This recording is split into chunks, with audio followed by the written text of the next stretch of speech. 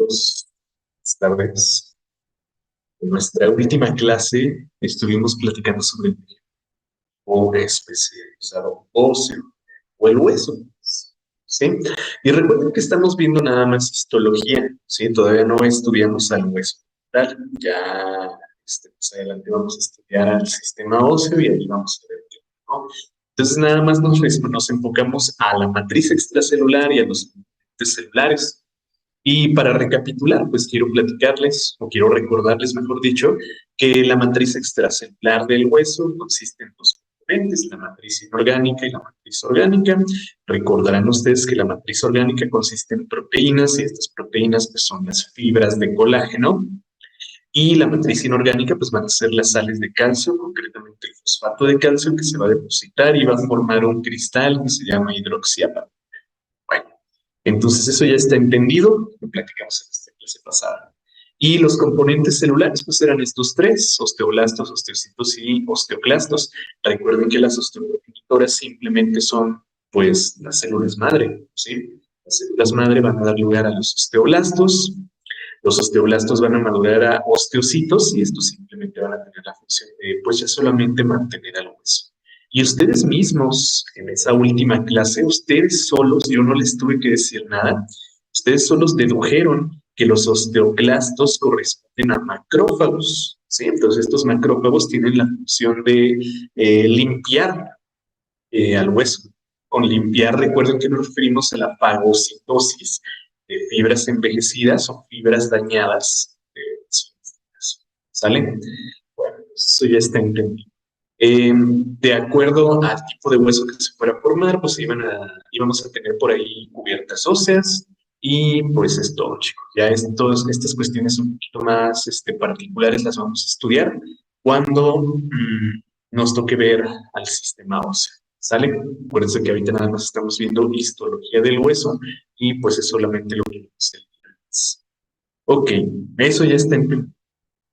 Vamos entonces ahora a el tejido especializado hematopoyético, sangre, ¿sí?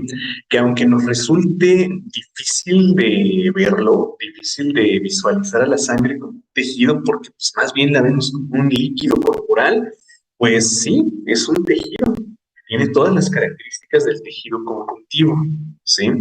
Todas las características del tejido conjuntivo. Entonces, estas características son que, uno, está formado por un conjunto de células y que estas células se encuentran en una matriz extracelular.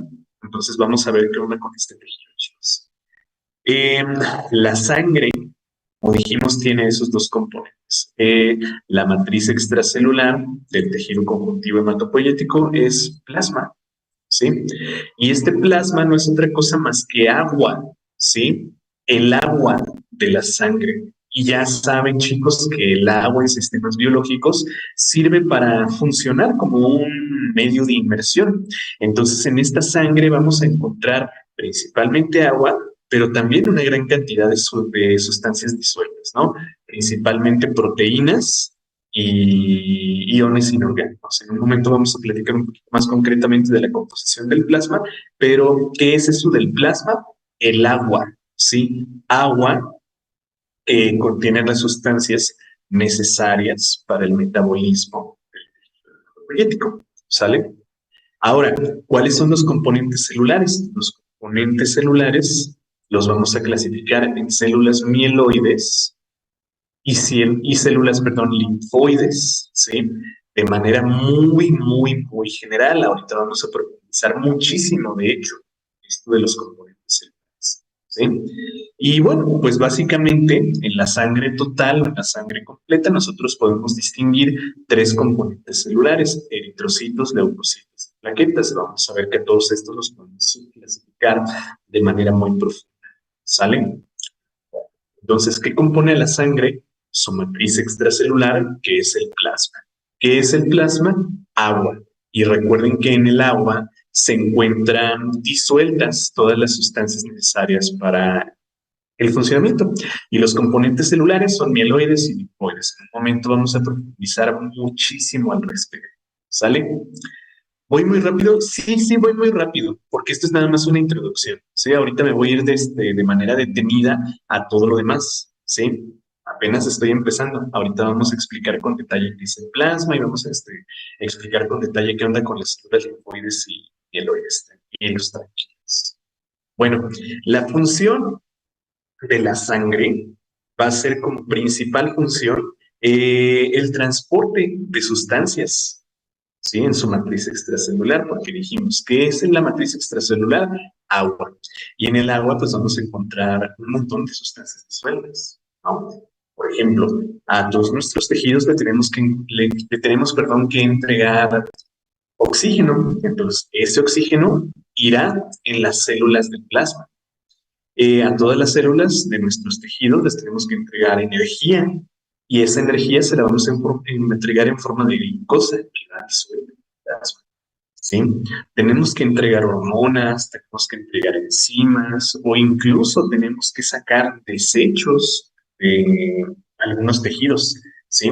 Y esos desechos, pues precisamente van a ir también en el plasma, ¿sale? Entonces la principal función de la sangre es el transporte de sustancias, ¿sí? Transporte de sustancias, pero también de células, ¿sale? La sangre también va a tener una función termorreguladora porque ustedes saben que la sangre se encuentra circulando dentro de vasos sanguíneos, dentro de los endotelios. Entonces, ese flujo va a representar fricción y esa fricción causará un aumento en la temperatura. Entonces, la sangre también es responsable en cierta medida de mantener la temperatura corporal. La hemostasia y la homeostasis. Ojo con estos dos términos, porque son diferentes. La hemostasia depende o se refiere a detener un sangrado, o sea, mantener la sangre donde va. Y la homeostasis se refiere a mantener un equilibrio de todas las sustancias en el cuerpo, ¿sí? Pues todo eso también está a cargo de la sangre. Y muchas más, muchas funciones más, ¿sí? Pero, pues, como les digo, ahorita vamos a ir profundizando y vamos a ver qué onda con estas cosas. A ver, me preguntan qué es otra vez esto de hemostasia. Hemostasia, la hemostasia está relacionada con detener un sangrado, básicamente es eso, ¿sí? Detener sangrados, ¿sí? Ahorita que nos toque ver por ahí algunas células de la sangre, pues vamos a ver cuáles son las encargadas de eso. La hemostasia es detener sangrados, mantener a la sangre donde va, ¿sí? Mantener a la sangre en los endotelios, ¿sí? Mantener sangre en los endotelios, ¿sí? Ok, está relacionado con la coagulación, es la coagulación, de hecho, ¿sí? La, la hemostasia es la coagulación, ¿sale? A ver, entonces, ¿qué pasa con las personas con pues, precisamente tienen sangrados, ¿sí? Muy profusos, sangrados muy importantes, no mantienen a su sangre dentro de sus vasos sanguíneos. Pero bueno, ahorita vamos a ir platicando de eso, ¿sale? Ok, vamos pues entonces a profundizar un poquito más para que se entienda qué es esto, ¿sí? De la matriz extracelular y de los componentes celulares. Platicábamos, chicos, sobre el plasma y decíamos que el plasma es agua, ¿sí? Pero repito, el agua en un sistema biológico va a servir como un medio de inmersión, ¿sí? O sea, el agua está ahí en los seres vivos para tener sustancias disueltas, ¿sí? Y entregar esas sustancias disueltas a los tejidos, a los órganos que requieren, pues, precisamente esas sustancias, ¿sale? Entonces, bueno, pues, en el agua de la sangre, en el plasma, vamos a encontrar, como decíamos hace un momento, sustancias disueltas, principalmente las proteínas, ¿sí? Las proteínas como la albúmina. La albúmina es una proteína que sirve como transportadora. Tal vez a estas las recuerden de cuando vimos pues precisamente proteínas en biomoléculas, ¿no? Entonces, la albúmina es un transportador. Sí, sirve para transportar sustancias. Las globulinas tienen una función estructural. ¿sí?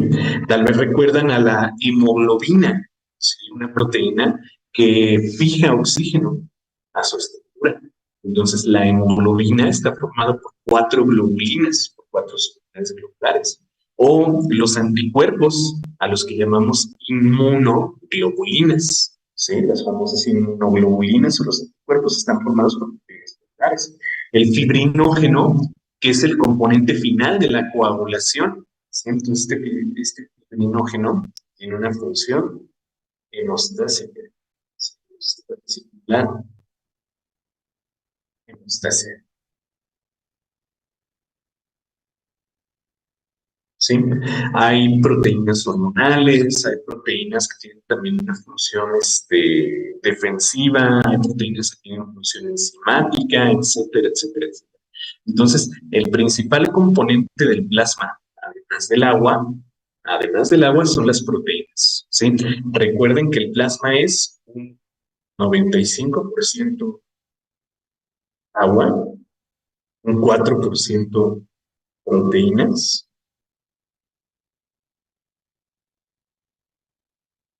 y un 1% de otras sustancias. ¿Sí? Entonces, ¿qué otras sustancias? Los electrolitos, ¿sí? O sea, iones disueltos, sodio, potasio, calcio, magnesio, cloruro, bicarbonato, fosfato, sulfato, etcétera, etcétera, etcétera, ¿no? Ya saben que estos iones pues tienen un montón de funciones en nuestras células, pues, dependiendo, chicos, de la célula en la que esté sustancias nitrogenadas, como las del metabolismo de las proteínas, ¿sí? Cuando nosotros degradamos una proteína, pues los grupos amino van a formar a estas sustancias nitrogenadas que ya no tienen nada que ver con las proteínas, ya más bien son desechos. La urea, el ácido úrico, la creatina, la creatinina, sales de amonio, etcétera, etcétera, ¿no? Entonces, todos estos desechos, estas sustancias que ya nada tienen que ver con las proteínas, más bien que son su producto de metabolismo, bueno, también son transportados en la sangre para llevarlo a los riñones y que en los riñones se eliminen. Y también nutrientes, ¿no? Decíamos glucosa, que es un carbohidrato, lípidos como los triglicéridos o el colesterol, aminoácidos para las proteínas, gases sanguíneos como el oxígeno y el dióxido de carbono, ¿sí? Recuerdan que el oxígeno se encuentra fijado a la hemoglobina, ¿sí? Pero el dióxido de carbono también se encuentra fijado a esa hemoglobina, la conocida como carboxihemoglobina, ¿sí? Pues también estos gases. Y bueno, una gran cantidad de sustancias, ¿no? Muchísimas. Podríamos estar aquí el día entero hablando de las sustancias que se encuentran en el plasma, pero básicamente son eso, ¿sale? Entonces, ¿qué es el plasma? Agua, ¿sí? Agua. Y en esa agua nosotros vamos a encontrar sustancias disueltas. Listo. Ok, vamos entonces con lo que nos va a ocupar durante esta clase, que van a ser pues, los componentes celulares, las células sanguíneas, que dijimos, las clasificamos de manera general en leucocitos, eritrocitos y plaquetas, ¿no? Pero puedo utilizar muchísimas. A ver, ¿de qué está formada la globulina? No, no que la globulina, sino que la hemoglobina está formada de cuatro globulinas, ¿sí? Acuérdate, de hecho ahorita vamos a platicar de esa hemoglobina, ¿sí? Bueno, mejor ahorita te lo explico, ahorita que lleguemos a eso, ¿saben? De hecho ahorita la voy a explicar y ahí con esto de las globulares, ¿sale? Bueno, vamos pues con las células sanguíneas. Les decía que se clasifican de manera general en eritrocitos, leucocitos y plaquetas. Pero esa es una clasificación, pues, como les digo, muy general, ¿sí? Muy básica. Vamos a clasificar más bien a estas células sanguíneas en células mieloides y células linfoides. ¿Por qué las clasificamos de esta manera? Porque, bueno, pues precisamente va a haber enzimas que se encuentran en el interior de estas células. Por ejemplo, las células mieloides hay una enzima que se llama mieloperoxidasa, ¿sí? Y de ahí perdón, de células linfoides, ¿no? Perdón, de células mieloides. La mieloperoxidasa se encuentra en la mayoría de estas células. Y células linfoides, bueno, pues porque estas se encuentran principalmente circulando en la linfa, ¿sí? Entonces de ahí el nombre. Bueno, independientemente del tipo de célula, sea una mieloide o sea una linfoide, estas vienen de una célula progenitora pluripotencial. Vamos a ver acá. Miren. Aquí tenemos a nuestra célula progenitora pluripotencial. Esta se encuentra en la médula ósea. ¿Sí?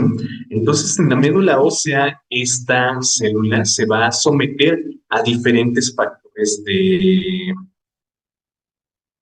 se va a someter, perdón, a diferentes factores de maduración, factores de crecimiento, y dependiendo de esos factores de crecimiento, que son principalmente las interleucinas, ¿sí? Ya luego vamos a ver qué es eso de las interleucinas, pero bueno, principalmente las interleucinas, ¿sí? Interleucinas, se van a diferenciar, pues como dijimos, miren, las células mieloides o las células, ¿sale? Bueno, entonces, una célula mieloide exactamente igual se somete a un factor de crecimiento. Por ejemplo, este, que se llama, les voy a poner el nombre completo, no se lo tienen que aprender, ¿eh? Nada más para que sepan a qué se refiere y cuál es el factor de crecimiento. Este factor de crecimiento que tenemos aquí se llama unidad formadora de colonias. ¿Sí? Eso es lo que significa CFU. Bueno, por sus siglas en inglés, porque esta está en inglés, ¿sí? Unidad formadora de colonias de granulocitos, monocitos, eritrocitos y megacariocitos. ¿Sí? Entonces, estos factores de crecimiento son los que van a dar lugar a las células. ¿Sí? Las mieloides se van a diferenciar de alguna forma de acuerdo a los factores de crecimiento que participan sobre ellas. ¿Sale? Entonces, una célula progenitora pluripotencial, pues como lo dice su nombre, como lo dice su nombre, perdón, tiene el potencial de diferenciarse en varias células, ¿sí? Por ejemplo, las mieloides o las linfoides, pero eso es nada más el inicio, solo el inicio. Esta célula progenitora pluripotencial me puede dar por acá a los eritrocitos, a las plaquetas, a los neutrófilos, a los macrófagos, a los eosinófilos, a los basófilos, a los linfocitos T o B, a todas estas, ¿sale? Entonces, pues, una sola célula me puede dar lugar a varios tipos de células. ¿Y cómo lo van a hacer? Pues sometiéndose a diferentes tipos de factores de crecimiento, ¿no? Diferentes citocinas hematopoieticas. Bueno, entonces, pues, de acuerdo a esas citocinas hematopoieticas a las que se sometan, pues vamos a tener clasificación de células como las de acá, ¿no? Células mieloides y células linfoides. Fíjense que a las mieloides, al mismo tiempo, las vamos a clasificar como granulocitos y agranulocitos, ¿sí? Entonces, aquí, simple, chicos. Se llaman granulocitos porque en su citoplasma tienen gránulos, ¿sí? Estos tienen gránulos, sí,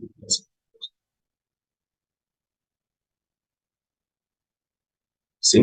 O sea que en su citoplasma tienen vesículas que se llenan de alguna sustancia. Y los agranulocitos, bueno, pues estos no tienen gránulos, ¿sí? No vamos a encontrar gránulos citoplasmáticos. O vamos a encontrar, pues, muy pocos, ¿sí? Muy, muy pocos. Ok, chicos. Bueno, entonces vamos a empezar con esta clasificación de las células mieloides como granulocitos o agranulocitos, ¿sí? Si estuvieron en la clase de ayer, si estuvieron en la clase de ayer, ¿qué vimos ayer en el seminario? ¿Me recuerdan? A ver si es cierto que pusieron atención. ¿Qué vimos ayer en el seminario? Inmunología, exactamente. Estuvimos viendo inmunología, ¿verdad? Si estuvieron en la clase de inmunología de ayer, van a reconocer a muchísimas de estas células, ¿sí? Van a reconocer a muchas de estas. Ahorita no voy a hablar de los mecanismos de inmunidad. Ahorita solamente voy a hablar de las características morfológicas, ¿sí? Entonces, quiero que relacionen la clase de ayer con lo que vimos hoy. Perdón, con lo que estamos viendo hoy. ¿sí? Entonces traten de relacionar todo lo que platicamos ayer con lo que estamos viendo hoy.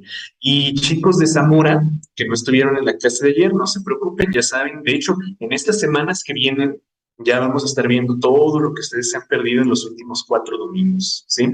Ya las últimas 4 clases que vamos a tener van a ser, entre semana pues, van a ser para retomar los que ustedes se perdieron de los domingos. Así que todo lo vamos a ver, no se preocupen. Entonces, pues chicos, los que vieron inmunología ayer, traten de relacionar lo que vamos a platicar hoy con lo que vimos ayer. Bueno, las células sanguíneas son bien fáciles de identificar. Vean, aquí tenemos una microfotografía en la que tenemos varias células de la sangre, ¿no? Acostúmbrense a ver siempre esta relación, un montón de celulitas chiquitas, ¿sí? Como estas, miren. Esta, estoy señalando aquí con la cursor. Miren, esta, como eritrocitos. Y vean que son los que más, los que se encuentran en mayor proporción. Los que se encuentran en mayor proporción. ¿Sale?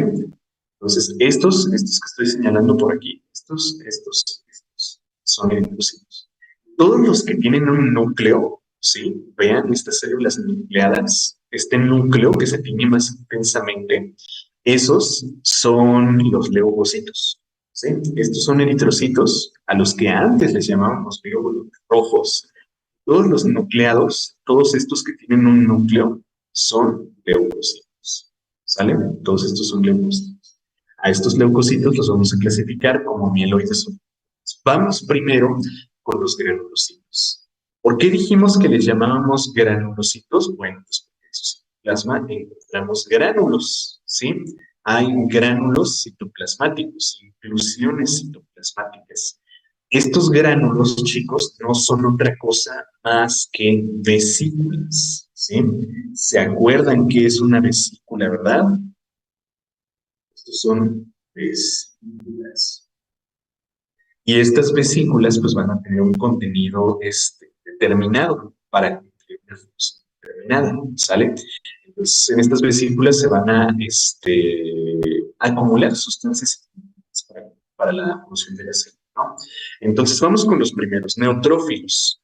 Ya les platiqué ayer, son las más abundantes, su principal función es la fagocitosis, ¿sí? O sea que tienen un mecanismo de inmunidad celular, ¿sale? Son fagocitos que llegan a los sitios de inflamación, a los sitios de infección para fagocitar a la gente enterosa. ¿Sí? Entonces lo que vamos a encontrar con los neutrófilos es que vamos a ver muchísimos gránulos, ¿sí? Muchos gránulos. Y estos gránulos no son otra cosa más que lisosomas, ¿sí? Recuerdan que son los lisosomas, ¿verdad? Vesículas que en su interior contienen enzimas hidrolíticas, ¿sí? Me dicen por acá, las vesículas son pedacitos de membrana, exactamente, una pequeña burbuja hecha de membrana que en su interior tiene alguna sustancia, ¿no? Una vesícula, pedacito de membrana, y adentro de esa membrana hay alguna sustancia. ¿Qué hay dentro de los lisosomas? Ustedes recordarán que hay enzimas hidrolíticas, ¿sí? Enzimas hidrolíticas que sirven para la degradación. ¿Sí? Degradación de biomoléculas. Por eso decimos que los neutrófilos tienen un mecanismo de inmunidad que consiste en la fagocitosis. Ustedes ya saben que la fagocitosis es una endocitosis específica de cuerpos extraños para neutralizarlos en el interior del citoplasma. Bueno, otra característica importante de los neutrófilos es que se les llama también polimorfonucleares. Ahorita vamos a ver por qué. ¿Sí? Porque de hecho su núcleo es la la característica definitiva, ¿sí? A veces sus gránulos ni siquiera son tan evidentes, o sea, no podemos ver tan claramente los lisosomas, pero lo que define a un neutrófilo morfológicamente, pues es su núcleo. Ahorita lo vamos a ver, ¿sí? Ok, los eosinófilos. Estos eosinófilos también tienen gránulos citoplasmáticos, pero en esos gránulos vamos a encontrar dos sustancias, ¿no? Gránulos acidófilos. En estos gránulos acidófilos o gránulos eosinófilos vamos a encontrar sustancias antihistamínicas, ¿sí? Que vamos a encontrar perdón, sustancias que neutralizan los productos de los mastocitos. Recuerden que los mastocitos secretan histamina. Entonces, estas sustancias que neutralizan a estos productos son los llamados antihistamínicos. ¿Sí? Obviamente, antihistamínicos naturales. Y decimos que los eosinófilos son antiparasitarios. ¿Sí? ¿Por qué antiparasitarios? Porque contienen un anticuerpo que se llama IgE y también enzimas degradadoras. ¿Sí? O sea, enzimas que degradan la membrana, perdón, la pared celular de los parásitos. Por eso se llaman eh, degradadoras de la pared. Me preguntan por acá en el chat, ¿son los que se encuentran en las alergias? Ajá, precisamente, porque una alergia, una reacción de hipersensibilidad, corresponde a la acción de la histamina. Entonces, como los pesticidas y los basófilos secretan histamina, recuerden, histamina, pues que tienen estos eosinófilos antihistamínicos. Una alergia en una hipersensibilidad, pues sí los vamos a encontrar muy, muy aumentados, ¿no? Y los últimos, los basófilos, ¿sí? Los basófilos, fíjense que en sus gránulos contienen histamina, por eso su función es la inflamación, ¿sale? A ver si los puse por acá, sí. Gránulos basófilos, gránulos basófilos. En estos gránulos basófilos vamos a encontrar histamina, ¿sí? Histamina. Y ya saben que esta histamina produce inflamación, ¿sí? Y los encontramos en procesos de hipersensibilidad, ¿sí? O sea, pues las alergias, ¿sale? Entonces, pues, fíjense, tenemos tres tipos de granulocitos, ¿sí? Granulocitos. ¿Por qué se llaman granulocitos? Pues porque gránulos citoplasmáticos, ¿verdad? Los gránulos citoplasmáticos de los neutrófilos contienen, o bueno, más bien son lisosomas que contienen enzimas hidrolíticas. Los gránulos de los eosinófilos contienen antihistamínicos y antiparasitarios, y los gránulos de los basófilos contienen histamina que produce inflamación. ¿Sí? Cada uno de estos es menos abundante que el anterior. Los neutrófilos son muy abundantes, los eosinófilos no son nada abundantes, podemos encontrar 2 o 3 por cada 100 células y los basófilos son rarísimos, ¿sí? De hecho, casi no los encontramos. ¿Cómo los observamos en la microscopía óptica, chicos? ¿Cómo los vamos a ver en la microscopía? Momento, este es el. Ok. Vamos a centrarnos en esta. Recuerden que todos estos alrededor son eritrocitos, ¿sí? Todos estos son eritrocitos.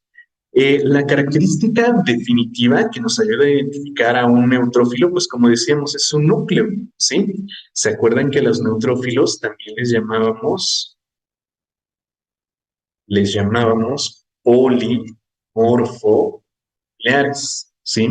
Les llamábamos polimorfonucleares. ¿Por qué? Pues porque se fijan su núcleo, esta parte que se tiñe más intensamente, está segmentada siempre entre unos 3 a 5 lóbulos, ¿sí? Siempre vamos a encontrar en los neutrófilos de unos 3 a unos 5 lóbulos. Bueno, eso. Además, vean en su citoplasma cómo es muy granular, ¿sí? Como tiene muchas inclusiones citoplasmáticas. Esas inclusiones, pues, no son otra cosa más que los lisosomas, ¿sale? Las funciones hematológicas, chicos, consisten en la afinidad del pH, ¿sí? La afinidad del pH de los organelos celulares por los colorantes, ¿sí? Entonces, el pH del ADN es ácido, ¿verdad? Por eso se tiñe con el colorante base. O sea, el ácido va a atraer a la base. Pues por eso se tiñe con el colorante azul, ¿sí? Los gránulos de los neutrófilos, pues como lo dice su nombre, son neutros. Por eso si se fijan como que no tienen color, ¿verdad?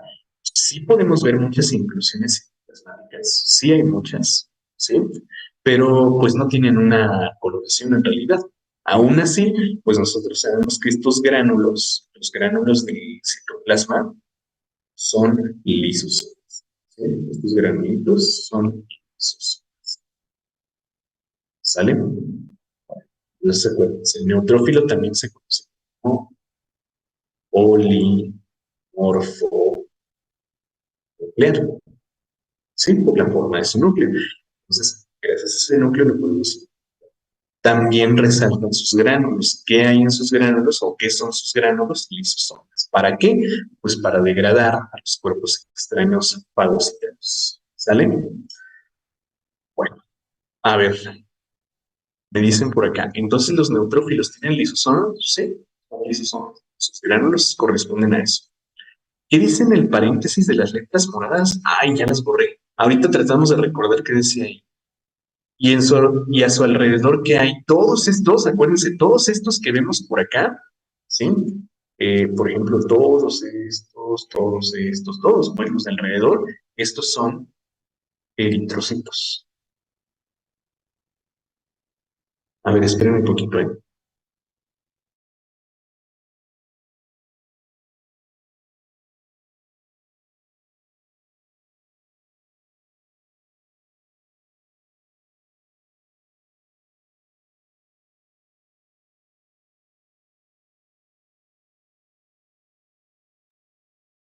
Entonces me preguntaban qué es lo que hay alrededor de este neutrófilo. Todos estos son eritrocitos. Ahorita vamos a hablar de esos. ¿Sale?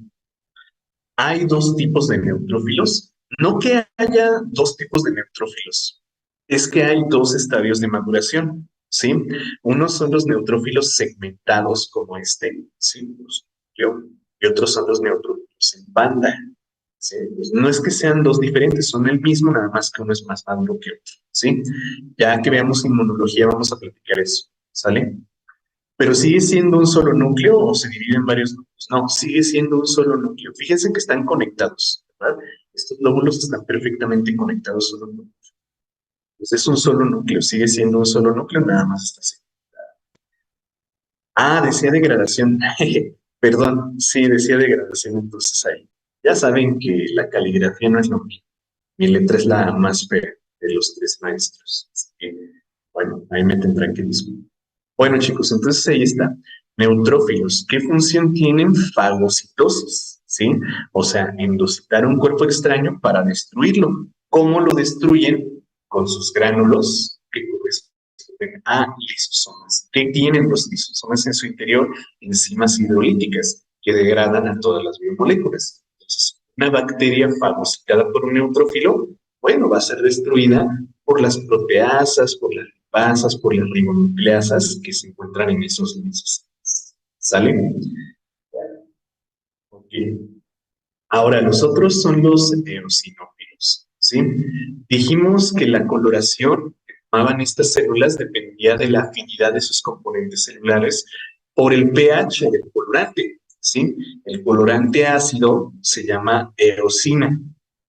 A ver si algún día les puedo dar una clase de eso de tinciones, astrología, pero se utiliza pues un colorante que se llama eosina, ¿no? Esa eosina es acidófila y por eso los componentes ácidos se pintan de como de rosa, ¿no? Fíjense, acá no se pintaban de ningún color, aquí sí están como rositas o rojitos, ¿no? Y se ven bien claros los granos. Entonces, pues esa es la característica de los eosinófilos, que los eosinófilos tienen gránulos pues, precisamente rosa, rojos, naranjas, ¿sí? Entonces, ellos, recuerden que en los gránulos de los eosinófilos, ¿cómo serán? Estos gránulos hay sustancias antiparasitarias, ¿sí? Y también hay antihistamínicos, ¿sí? Sustancias que regulan la inflamación. Por eso me decían hace rato, los encontramos en las alergias, sí, porque precisamente estos eosinófilos van a estar regulando, son reguladores de la histamina, sí, moduladores de histamina. Me dicen por acá, la mayoría de los que se encuentran en un conteo de 100 células son neutrófilos. Sí, es precisamente lo que les ponía en el texto de acá, ¿se acuerdan? Miren, les decía, representan entre un 50 y un 70 de los leucocitos totales. Entonces, exactamente, de 100 leucocitos, unos 60, 70 son neutrófilos. ¿Sí? Ok, entonces, eosinófilos, granulos citoplasmáticos contienen sustancias parasitarias y antihistamínicos. Todos estos son proteínas, por eso se pintan como de rosa, de rojo, de naranja. Es bien, bien variable la composición y esta composición depende pues de las sustancias que estemos utilizando para la tinción. ¿Sí? Ya luego lo van a entender. Dice por acá, mi maestra nos dijo que los eosinófilos eran rojos, pero nunca los vi así, siempre los morados. Sí, lo que les digo es que siempre va a haber una variación, chicos. O sea, no siempre los vamos a ver así como dice la literatura. O sea, los libros nos dicen, se pintan de rosa, rojo, ¿no? Pero no siempre los vamos a ver así. Bueno, ¿cómo los identificamos? Porque son chiquitos, son muy abundantes y el núcleo, fíjense que el núcleo también es bien característico del eosinófilo. El núcleo está bilobulado, o sea que nada más hay dos, ¿sí? Dos lóbulos, mientras que en el eosinófilo hay entre 3 y 5. Eso también es bien característico. ¿Sale? Ahora, ¿qué onda con los basófilos? Estos también son bien característicos, ¿sí? Miren que sus gránulos son bien prominentes, son los más grandes, de hecho, de los demás, ¿sí? Son los más grandes. Fíjense los gránulos chiquitos, chiquitos del neutrófilo, ¿sí? Bien pequeñitos. Los del eosinófilo son un poquito más grandes y los del basófilo, vean que son muy, muy, muy grandes, ¿sí? El basófilo en realidad no sabemos cuál es su función. Sabemos que en sus gránulos hay histamina y que causan inflamación, pero en realidad no sabemos para qué queremos causar la inflamación a la sangre. Nosotros pensamos, de hecho, miren, vámonos para acá, a este. Nosotros pensamos que los basófilos son como los precursores de los mastocitos, ¿sí? Vean que un basófilo, ¿sí? Puede salir al tejido conjuntivo y puede convertirse en un mastocito, ¿sí? Esa es la teoría que se tiene. No está perfectamente comprobado todavía, pero se cree que un basófilo sale de la circulación sanguínea, entra al tejido conjuntivo y se convierte en un mastocito, ¿sí? Entonces se piensa que un basófilo es basófilo en la sangre, ¿sí? Pero en el tejido conjuntivo, ahora sí, se convierte en un mastocito. Y tiene sentido, ¿eh? Tiene todo el sentido del mundo, porque si recuerdan, miren, vamos a ver por acá, bueno, vamos a ver otra vez la morfología del basófilo, ¿sí? Vean al basófilo con sus gránulos citoplasmáticos bien marcados. Déjenme ver si por acá hay otro, no hay otro. Pero bueno, vean al basófilo. Y vamos a ver por acá al mastocito. ¿Dónde quedó el mastocito? Sí, vean, se parecen bastante, ¿no? Entonces pensamos que en la sangre o en la circulación sanguínea, en la circulación periférica, no tiene ninguna función, ¿sí? Es ya que sale al tejido conjuntivo que cumple su función. Y recuerden, o bueno, recuerden ustedes, ¿cuál es la función del mastocito en el tejido? ¿Quién me dice? ¿Qué hace el mastocito? Inflamación, avisar, ajá, emitir una señal de alarma es el chismoso, ándale, ajá. Emite una señal de alarma, le avisa a otras células que hay una infección, que hay un daño causando inflamación, ¿sale? ¿Cómo causa inflamación? Por la histamina que se encuentra en esos gránulos. ¿Qué hay en los gránulos del basófilo? Histamina también, ¿sale? Entonces, en realidad estos son muy raros, como les decía, representan un 1% o menos de los leucocitos totales. De hecho, chicos, de hecho, si nosotros encontramos basófilos aumentados en el conteo de células de nuestros pacientes, podemos pensar en una malignidad, ¿sí? O sea, podemos pensar en un proceso neoplásico, cáncer. Si nosotros encontramos unos 10, 15 basófilos por cada 100 leucocitos, muy probablemente ese paciente esté cursando por una neoplasia, por cáncer. Entonces hay que mandarle a hacerle un inmunofenotipo y hasta un aspirado de médula ósea. O incluso también en pacientes ya diagnosticados con cáncer, sobre todo en las leucemias crónicas. ¿Sí? Una leucemia crónica, el desenlace, pues desafortunadamente siempre es la muerte. ¿Sí? Una leucemia crónica, siempre el desenlace es la muerte. Y la muerte del paciente se va a ver anunciada en una fase de la leucemia que se llama crisis blástica. ¿Sí? Cuando aumentan, pues, muchísimo los leucocitos.